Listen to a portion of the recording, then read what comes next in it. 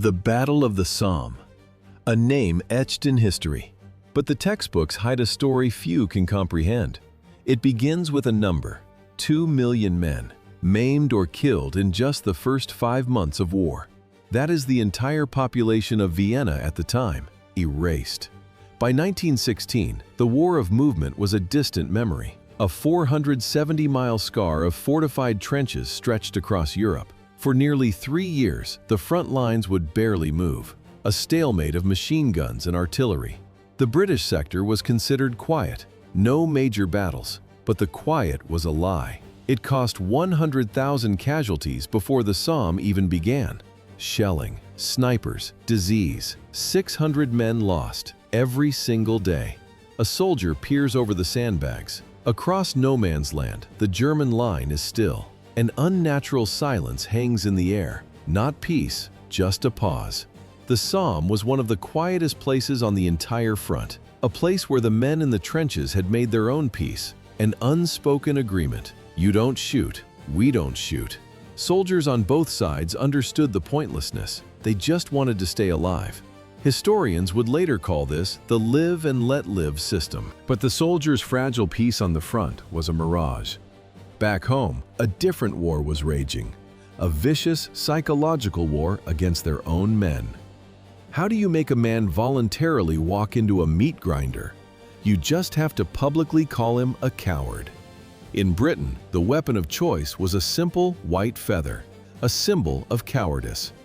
Groups of women, organized by Admiral Charles Fitzgerald, stalked the streets, hunting for any man in civilian clothes. They targeted everyone: boys too young to serve, men in essential jobs, soldiers home on leave, their wounds still fresh. The public shaming was a virus.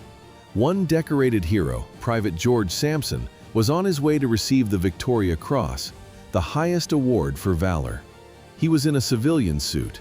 A woman approached, her face a mask of contempt. She pressed a white feather into his hand. A hero branded a coward by the very people he fought for. The pressure was unbearable. In small industrial towns, the judging eyes of neighbors were heavier than enemy fire. The government offered a twisted solution, an idea born of this patriotic hysteria. It was called the PALS Battalions. The concept was brilliant and deadly. Instead of scattering recruits, the army let them serve together. Your battle buddies would be your real-life friends, your brothers, the men from your street. It made enlisting feel like a community duty. One burst from a German machine gun could now silence an entire street back home. And so, the lists were drawn up. Clerks began filling rosters, placing friends, brothers, and neighbors into the same units, destined for the same trench. They imagined a glorious return, adoring crowds, stories of bravery. The reality was an industrial slaughter they could not comprehend. This fatal naivety was born from a century of peace. Britain had not fought a major land war in Europe since Waterloo. For the public, war was an image from a painting, a colonial adventure, a brief, heroic affair that would be over by Christmas. It was into this dream that Lord Kitchener, the Secretary of War, issued his call. August 1914. He asked for 100,000 volunteers. The response was a tidal wave. In September alone, 460,000 men enlisted. They were clerks, miners, factory workers, and students. An army of romantics, intoxicated by posters and patriotic songs. By 1916, before conscription was even introduced, the numbers were staggering. 2.5 million men had volunteered. The volunteers expected a heroic adventure, a short, glorious war. But on the continent, the gears of a meat grinder had just engaged. February 21, 1916. Germany unleashed a storm of steel on the French fortress of Verdun. Everything changed. Why were Britain's inexperienced volunteers suddenly rushed to the front? Because the French army was bleeding to death. The German plan was simple: exsanguination. It was working. France's commitment to the coming Somme offensive began to evaporate. 40 divisions became 22, then 13. By the day of the attack, only 5 French divisions would be left to fight. The original plan was inverted. What was meant to be a French-led assault with British support was now a British battle, fought by amateurs. The Romantics had become the main offensive force. French commander Joffre sent desperate pleas to his British counterpart, Douglas Haig. He demanded an earlier attack. Haig argued for mid-August, time to train his new army, time to stockpile ammunition. Joffre's reply was brutal. Wait that long, and the French army would cease to exist. The start date was forced forward to July 1st. 6 weeks of vital preparation time were gone. There was no more time. The clock was ticking. A plan was needed. Now.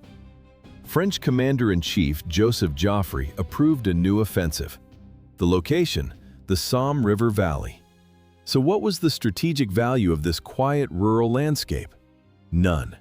It was not a fortress, not a rail hub, not a strategic prize.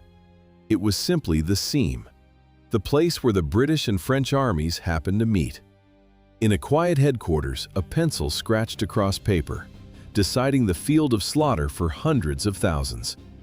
The original plan called for a massive French-led assault. 40 divisions would deliver the main blow. The British, the junior partner in the alliance, were only there for support. This entire offensive was born of administrative convenience, a line drawn on a map by men far from the fighting. It was the point where the British operational zone ended and the French one began. The chosen sector had no major military objectives and no strategic heights. On this worthless ground, two visions of war collided. The fate of a generation hung on the outcome. General Henry Rawlinson commanded the Fourth Army. He was the man on the ground, a pragmatist, weary of glorious failures. His plan was brutal but realistic: bite and hold. Attack a limited section, seize it, dig in, let artillery shatter the inevitable counterattacks. Slow, grounded. He proposed an assault on a 20,000-yard front, targeting only the first enemy line. But his commander, Douglas Haig, saw a different battle, a battle from a history book. He dreamed of the grand breakthrough, of cavalry charges, a decisive victory. Rawlinson presents his cautious plan. Haig rejects it with an impatient gesture. He takes a pencil. The line on the staff map grows longer, bolder, 25,000 yards. He orders his men to capture both the first and second German lines, all in a single assault. The polished spurs on his boots gleam, a symbol of a past war in an age of machine guns. He wanted his cavalry standing by, ready to charge through barbed wire and trenches. This was a fatal compromise between reality and ego, a plan that ignored the cold mathematics of the front. Breaking two fortified lines required a concentration of fire the British simply did not possess. Not enough guns, not enough shells. The entire burden of a general's fantasy was now official policy. The responsibility for blasting a path through two lines of German wire and concrete rested entirely with the artillery crews. In the command post, staff maps drew a clean path to victory. But in the mud of no man's land, scouts delivered a death sentence. Nightly patrols crawled back from the dark, exhausted men. Their reports were a direct contradiction to the plan. They described the sharp metallic scrape of wire cutters against uncut German steel. In the northern sector, the defenses were intact. In some places, the week-long shelling had only tangled the barbs into an even deadlier mess. German machine gunners stood alert, ready. Why did the generals close their eyes to the reports of their own soldiers? Because for the high command, the plan was simply too big to fail. General Haig, insulated at his headquarters in Chateau de Montreuil, was nearly 80 kilometers from the front. The grim reality of the trenches was an inconvenience, a dirty smudge on a perfect strategy. The Germans had been given a gift, a full week, an entire week to see exactly where the blow would fall, to move up reserves, to sight their machine guns, and to wait for the attack they knew was coming. The truth was filed away. The maps were trusted over the men. The final order for the assault was given. The justification for this slaughter was not courage. It was arithmetic, a cold, hypnotic arithmetic of steel and high explosives. General Rawlinson's plan was built on 1,400 guns. Starting June 24th, they would fire for 7 days, non-stop. The goal? To pulverize German defenses, to erase them from the map, leaving nothing for the infantry to fight. The numbers were staggering. Over 7 days, the guns fired between 1.5 and 1.7 million shells, the largest artillery bombardment in history. 148 shells every minute, a constant storm of steel. It created a deadly illusion of density. Because the front had been widened, those guns were stretched too thin. The storm became a drizzle. The fire was spread across 2 defensive lines, not concentrated on one. A fatal error in calculation. The weight of high explosive hitting each yard of German trench was actually less than in smaller, earlier British battles. The calculations were a fatal error. But a deeper betrayal was forged in steel, in British factories. A soldier watches a shell arc across the sky, a prayer aimed at the German wire. It lands, a perfect hit. He waits for the blast, for the wire to be torn apart. Instead, a wet, dull thud, a splash of mud, nothing more. 30% of all British shells fired at the Somme were duds, faulty fuses, poorly filled casings, industrial waste. How did the home front industry betray its own infantry?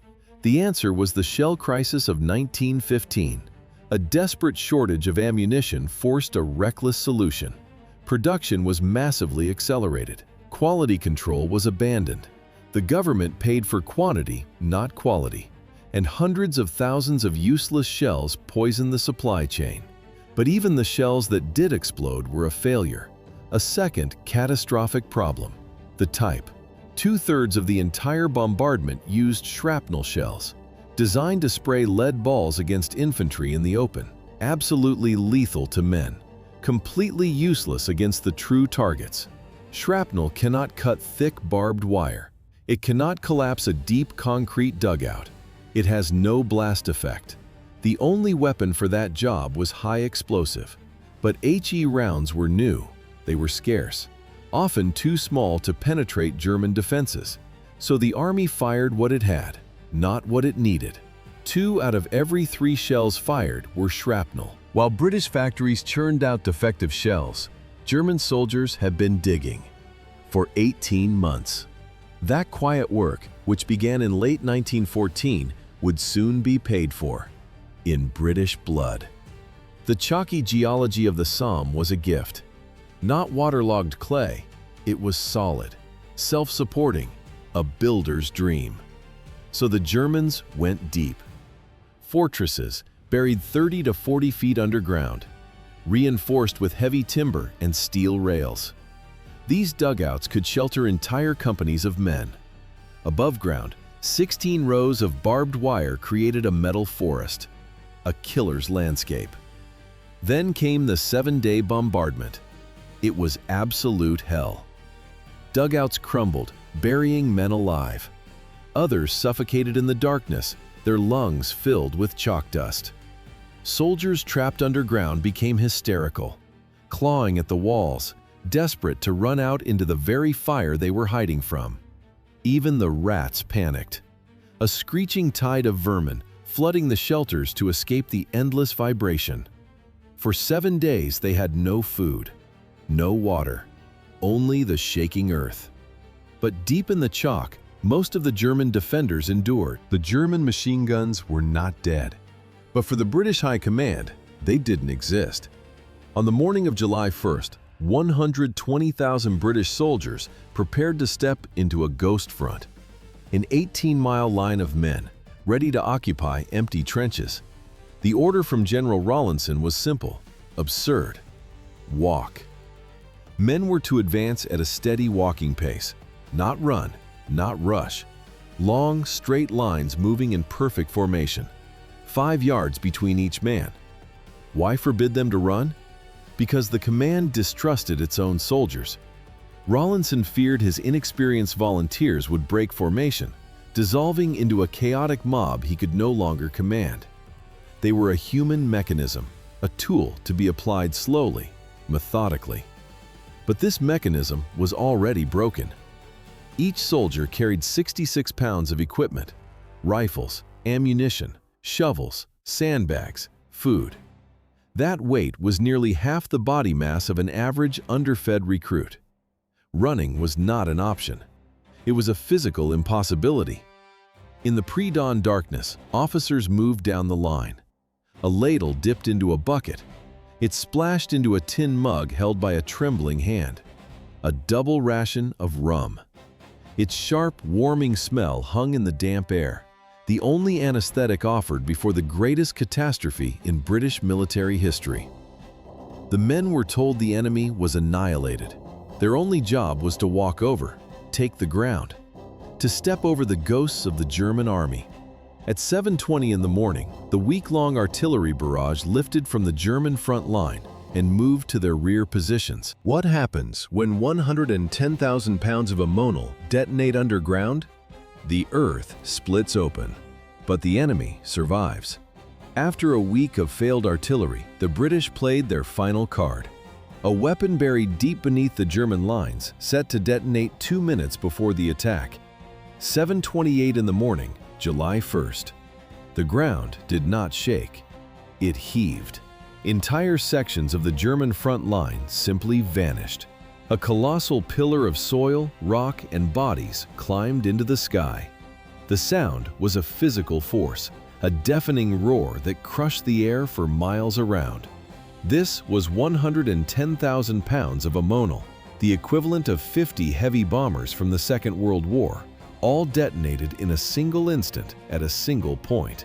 The British command expected total annihilation, a clear path through a dead fortress.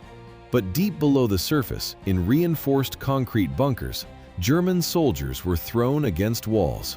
They were buried in collapsed tunnels. But they were not all dead. They crawled from the wreckage, shaking dirt from their uniforms. The silence after the blast was their signal. They knew the drill. After the mines, the infantry. The British whistles sounded the advance, but German whistles had already blown.